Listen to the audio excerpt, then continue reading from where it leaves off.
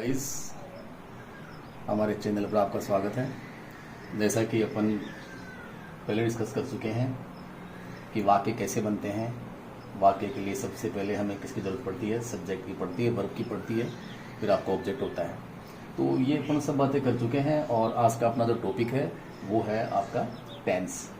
तो टेंस को अपन शुरू से पढ़ते आ रहे हैं। जैसे मान लो आप कक्षा 6 में हो, 5 में हो, या आप जैसे बड़ी क्लासेस में हो, कॉम्पिटिशन प्रिपरेशन कर रहे हो, तो टेंस के बारे में लगभग सभी को जानकारी है।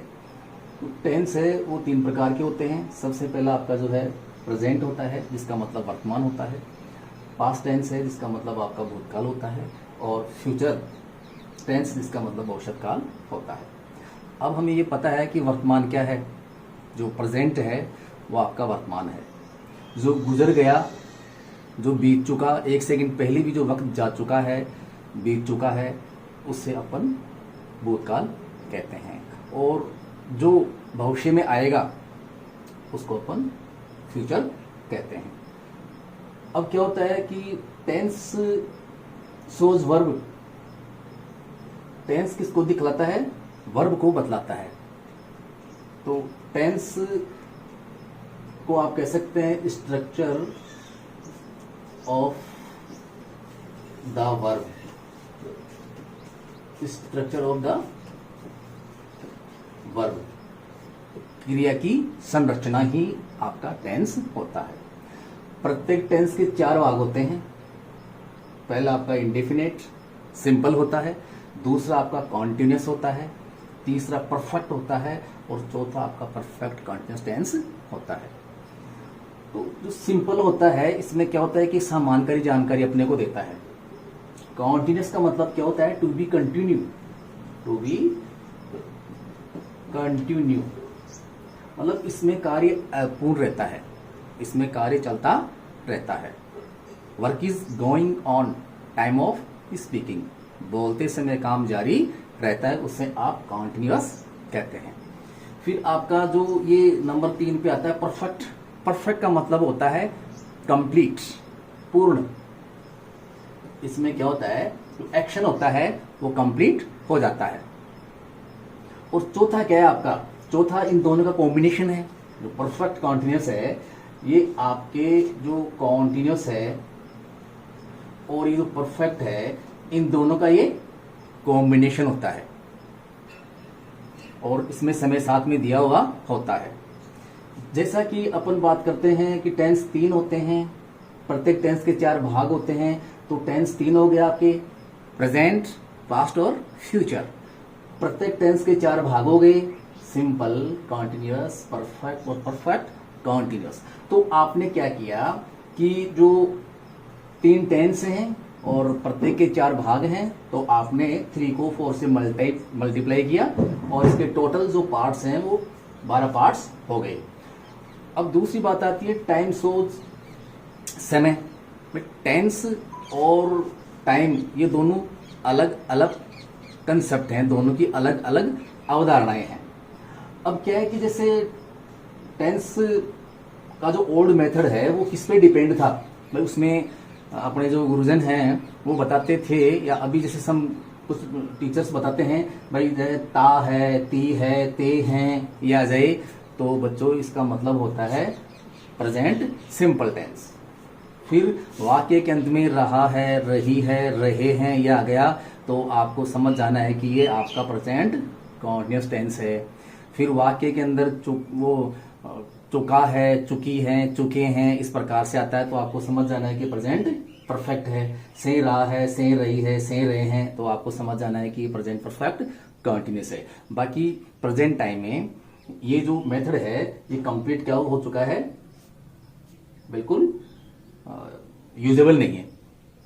ये कंसेप्ट बिल्कुल भी यूजेबल नहीं है, ना तो टीचिंग की दृष्टि से और ना आपके कंपटीशन की दृष्टि से। ये कंप्लीट क्या है? बेकार हो चुका है। अब इसमें क्या होता है कि सबसे महत्वपूर्ण बात क्या होती है कि जो न्यू मेथड है वो किसके ऊपर डिपेंड है? स्ट्रक्चर के ऊपर डिपेंड है।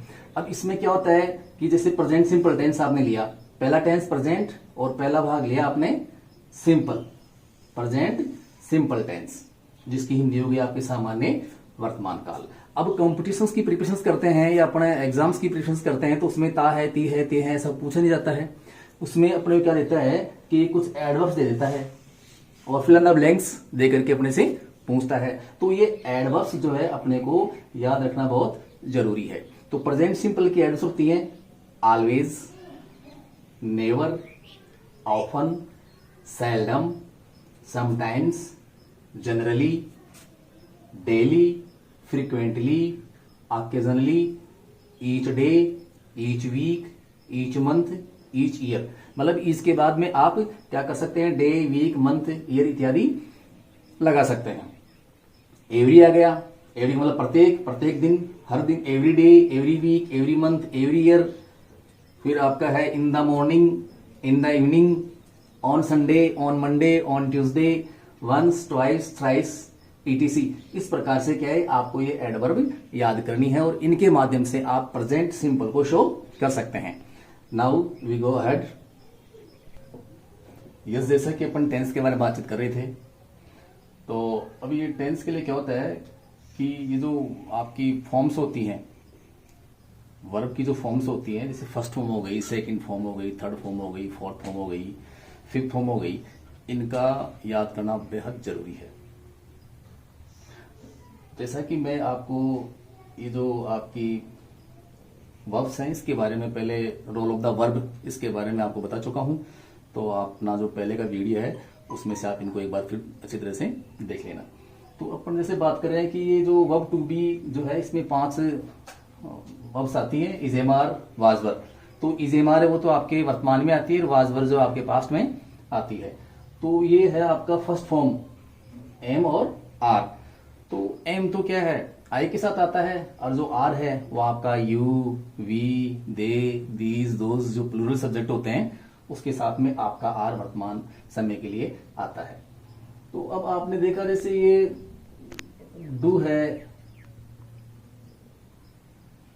और ये जो आपका है सेकंड फॉर्म है, इसमें वाजवर है, डू का डिड है, थर्ड फॉर्म में परफेक्ट आता है, इसमें एक्शन क्या होता है, कंप्लीट हो जाता है और प्रभाव पड़ता है, ये बीन होता है। फिर फोर्थ फॉर्म में क्या होता है, आपको जो वर्ब की फर्स्ट फॉर्म होती है उसमें आप आईएनजी ऐड कर देते हैं और कार्य इसमें लगातार जारी रहता है। और जो फिफ्थ फॉर्म है इसमें क्या होता है कि जो आपकी वर्ब की फर्स्ट फॉर्म होती है उसमें आप एस या एस जोड़ते हैं।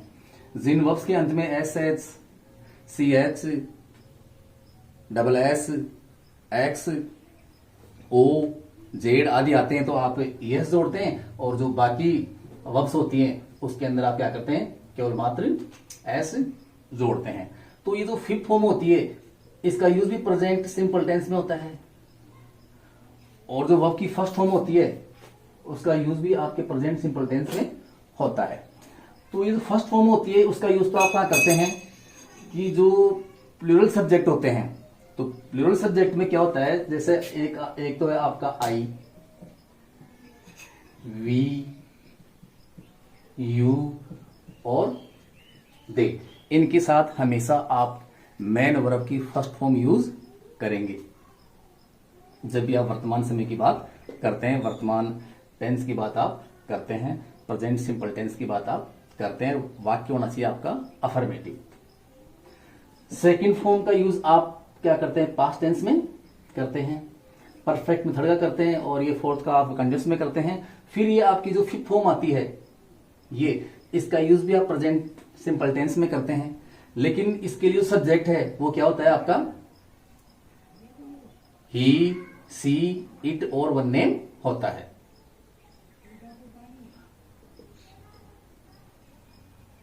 तो इसके लिए आपका जो सब्जेक्ट होता है वो ही, सी, इट, वन नेम होता है। तो ये फिफ्थ फॉर्म का जो आप यूज करते हैं वो आप करेंगे ही, she, it and one name के साथ। और जो वर्ब की फर्स्ट फॉर्म होती है उसका यूज आप कर लेते हैं थर्ड पर्सन प्लूरल के साथ। तो थर्ड पर्सन प्लूरल में आपका आई, वी, यू, दे इत्यादि ये आते हैं।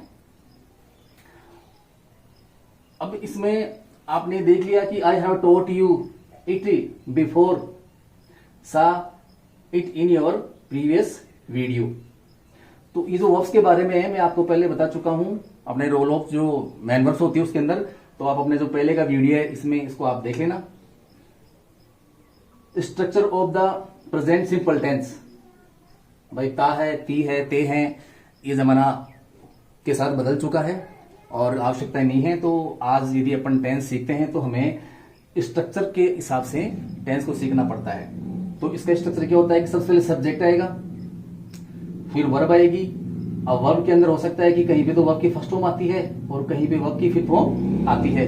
तो फर्स्ट फॉर्म वर्ब की जो आती है उसके बारे में आपको बता चुके हैं कि यदि आपका सब्जेक्ट आई, यू, वी वो जो थे है इसके साथ तो आप करेंगे वर्ब की फर्स्ट फॉर्म, और ही, सी, इट, वन नेम है इसके साथ करेंगे आप वर्ब की फिफ्थ फॉर्म। और बाकी से आपका अदर्स आता है जिसके अंदर आपका एडजेक्टिव आ जाता है, ऑब्जेक्टिव आ जाता है, एडवर्ब इत्यादि आ जाते हैं। तो ये अदरवर्ड्स के अंदर आ जाते हैं।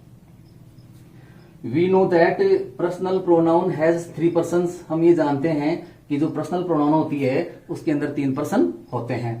फर्स्ट पर्सन जिसमें आपका आई और वी आता है, फर्स्ट पर्सन में आपका आई और वी आता है। अब ये जो आई है बड़ा अजीब है, देखने में तो बिल्कुल ये सिंगुलर लगता है, नेचर में क्या है ये सिंगुलर है।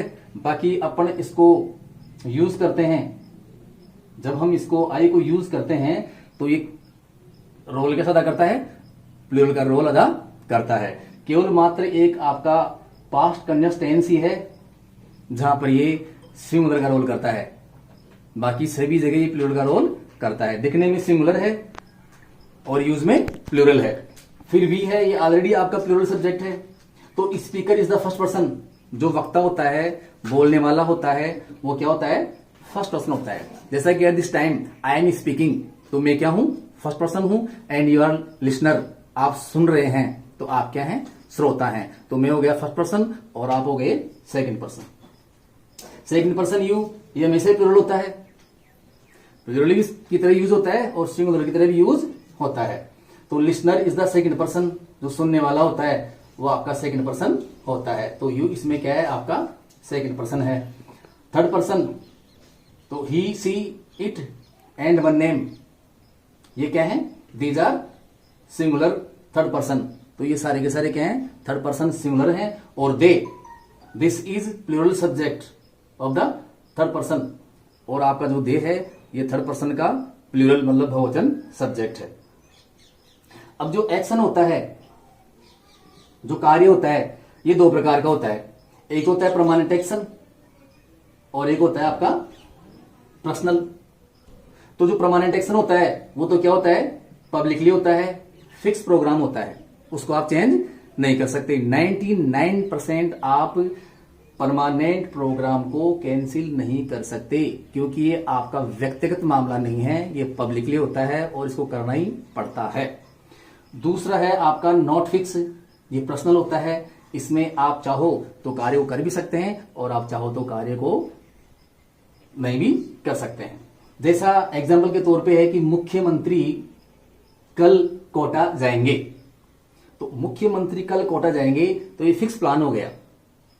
अब दिखने में तो क्या है, ओल्ड मेथड से आप देखेंगे तो क्या लग रहा है भाई, गा, गे, गी, गे, गा, गी, गे। जिन वाक्य के अंत में गा, गी, गे ऐसा आ जाए तो हमें समझ लेना चाहिए कि वो फ्यूचर टेंस है। लेकिन ये क्या है, अब गा, गी के हिसाब से अपन देखेंगे तो ये फ्यूचर बन रहा है ये, लेकिन ये फ्यूचर नहीं है। ये टाइम तो बता रहा है फ्यूचर का, लेकिन टेंस में कौन सा है, प्रेजेंट टेंस में बनेगा ये। तो प्रेजेंट टेंस में बनेगा ये, तो दिखने में कैसा लग रहा है, फ्यूचर बनेगा प्रेजेंट टेंस में। दूसरा है मैं कल कोटा जाऊंगा, तो इसमें गागेगी के हिसाब से आपका क्या रहा है भाई, जाऊंगा तो फ्यूचर है और पर्सनल है, तो आप चाहे तो जा भी सकते हैं और चाहे तो आप नहीं भी जा सकते हैं। दूसरा एग्जांपल लेके अपन देखते हैं कि भारत कल श्रीलंका में टेस्ट मैच खेलेगा, भारत कल श्रीलंका में टेस्ट मैच खेलेगा। अब इसके अंदर जैसे अपने कैप्टन है विराट कोहली, तो वो खेदी कि मेरे तो कंधे में दर्द है, अब मैं तो नहीं खेलूंगा, तो जो मैच है वो कैंसिल थोड़ी हो जाएगा, वो फिक्स है, तो उसकी जगह दूसरा कोई कैप्टन बनेगा, दूसरा प्लेयर इसमें खेलेगा, बाकी मैच खेलना ही पड़ेगा, क्योंकि वहां पर दर्शकों के लिए काफी टिकट्स बेचे गए हैं, काफी पब्लिक जो है वहां देखने के लिए ये। हाँ, यदि कोई मान लो बॉम्ब गिर जाए या कोई नेचुरल ऐसा काम हो जाए कि जिस बरसात हो जाए, तो हो सकता है वो कैंसिल भी हो जाए, लेकिन ये 99% खेलना ही पड़ेगा। तो अब आपने देखा कि कल मुख्यमंत्री कोटा जाएंगे, तो ये बनेगा आपका प्रेजेंट सिंपल टेंस में बनेगा।